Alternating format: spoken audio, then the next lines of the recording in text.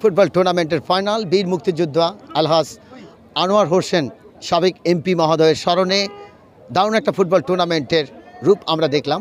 আর এই মুহূর্তে আমাদের সাথে রয়েছেন সাখাওয়াত হোসেন, প্রফেসর সাখাওয়াত হোসেন, এবং তিনি কাকাতুয়ার সন্তান। আপনার দল আজকে চ্যাম্পিয়ন হওয়ার গৌরব অর্জন করলো। সাহেবনগর ফুটবল একাদশ শক্তিশালী, কাকাতুয়া ফুটবল একাদশ শক্তিশালী, সেই চ্যাম্পিয়ন দলের নেতৃত্ব দিয়েছেন।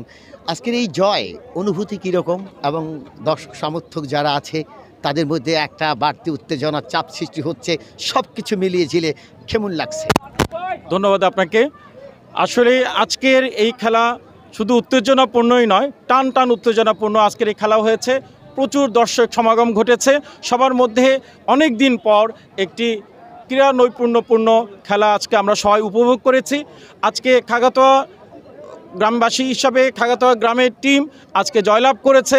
এই জয় আসলে আমি যেটা মনে করি যে এই খাগাতোয়া টিম এবং এরা যদি আজকে আরও গঠনমূলক অনুশীলনের আওতায় থাকতো বা ওদেরকে আরও যদি গাইড করা যায়, ওরা আরও দুর্দান্ত নৈপুণ্যপূর্ণ এবং জাতীয় পর্যায়ে ওরা খুব বাংলাদেশের জন্য একটা সাবাসী নিয়ে আসবে বলে আমি এটা মনে করি।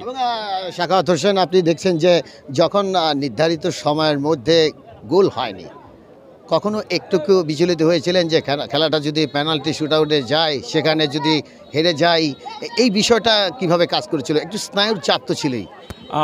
ধন্যবাদ আপনাকে পরবর্তী প্রশ্নের জন্য। আমি আসলে মোটেও আমার ব্যক্তিগতভাবে বলি, মোটেও বিচলিত ছিলাম না। আমি বিগত তাদের খেলাগুলো সরাসরি দেখার আমার সৌভাগ্য হয়নি, কিন্তু ভিডিও ফুটেজের মাধ্যমে আমি মানে সরাসরি লাইভের মাধ্যমে খেলাগুলো উপভোগ করেছি।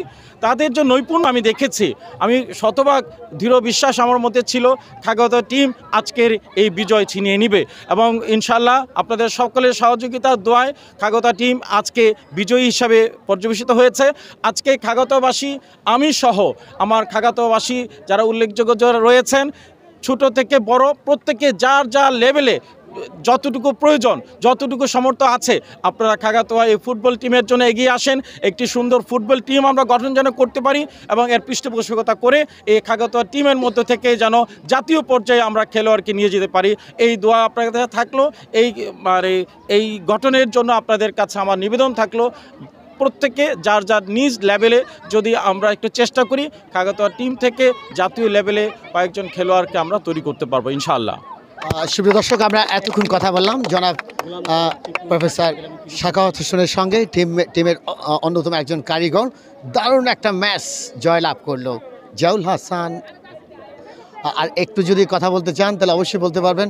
তো আসলে এই ধরনের ম্যাচ, এবং ফিরোজ যেভাবে সেফটিসটা করলো, ডান দিকে ঝাঁপিয়ে পড়ে রুখে দিল, কীভাবে দেখছেন? আমি আমাদের খাগাতোয়া টিমের গোলকিপারকে খুবই নৈপুণ্যের সাথে সে গোলগুলোকে আটকে দিয়েছে। যে গোলগুলোকে আটকে দিয়েছে, এতে আমার মনে হয় যে সে আরও বড় পর্যায়ে বড় মাপের এক খেলোয়াড় হবে। তার জন্য আমাদের দোয়া থাকলো। এবং আরও একটু বিষয় উল্লেখ না করলেই নয়, আমাদের এই খাগাতোয়া টিম আজকে জয়লাভ করেছে, তার একটা গোড়াপত্তন কিন্তু খাগাতোয়াতে আছে। খাগাতোয়া দারোগাবাড়ির গোলাম সারোয়ার টিপু জাতীয় পর্যায়ের একজন খেলোয়াড়, উনি আমার মামা হন। আমি ওনার জন্য দোয়া করি, এবং এই খাগাতোয়ার জাতীয় পর্যায়ে খেলোয়াড় হিসাবে ওনার ন্যাশনাল টিমে খেলেছেন, এবং উনি যেই দৃঢ়তার সাথে ফুটবলকে ভালোবেসেছেন, আমি মনে করি খাগাতোয়াবাসী এই দৃঢ়তার সাথে ভালোবাসবে। ধন্যবাদ আপনাকে। থ্যাংক ইউ ভেরি মাচ আপনাকে প্রফেসর সাখাওয়াত হোসেন। সুপ্রিয় দর্শক, এতক্ষণ আমাদের সাথে ছিলেন খাগাতুয়া ফুটবল একাদশের অন্যতম একজন কারিগর প্রফেসর সাখাওয়াত হোসেন, জাউল হাসান ক্রীড়া ধারাভাষ্যকার, ব্রাহ্মণবাড়িয়া রতনপুর আবদুল্লাহ উচ্চ বিদ্যালয়।